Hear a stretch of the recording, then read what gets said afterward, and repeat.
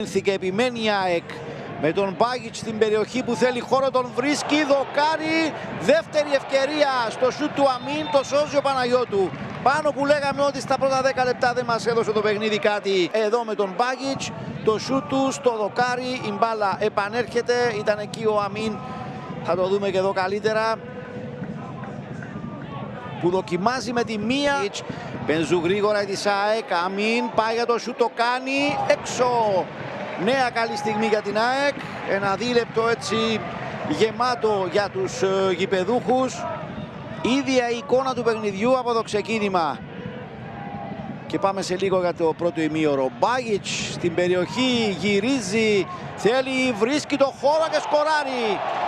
Το κάνει μόνος και ολοκληρώνει ιδανικά μια δύσκολη προσπάθεια, παίρνοντας για μία ακόμη φορά μπάλα με πλάτη. Ξανά εδώ θα δούμε.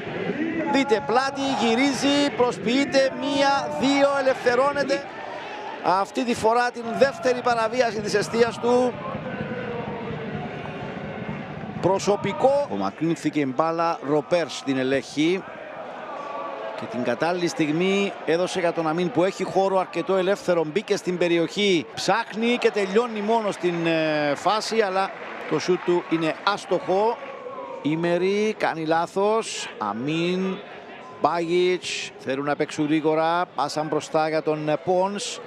Το γύρισμα, ευκαιρία, ο Παναγιώτου και στην συνέχεια ο Καπρέρα είναι ο σκόρερ. Το σημειάκι μένει κάτω, ο Καπρέρα σκοράρει, αλλά δείτε πάει να δώσει αμέσως τα συγχαρητήρια στον Αμίν για την συμμετοχή του, το ποσοστό ουσιαστικά επιτυχίας. Πρέπει να περιμένουμε σαφώς.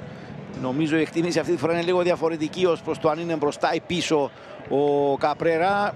Μας βοηθάει το ότι η μπάλα είναι σχεδόν στην τελική γραμμή τη στιγμή που την προλαβαίνει εδώ ο Αμίν. Θα ελεγχθεί βέβαια, δείχνει την σέντρα ο διαιτητής. Η εκτίμηση λοιπόν ήταν και αυτή τη φορά σωστή με βάση την εικόνα βέβαια που είχαμε. Και πάμε πλέον για το τελευταίο τρίλεπτο. Θα δούμε και το πλάνο από το VAR.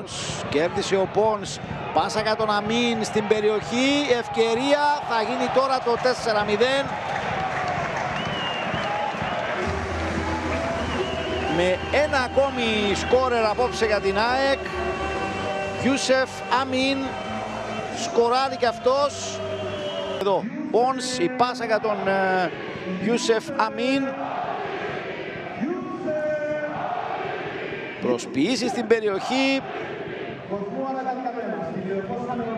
Και το πλασέ από κοντά θα νικήσει τον Παναγιώτου. Το χέρι είναι κάτω όμως, είναι από εξωστρακτισμό στα πόδια του.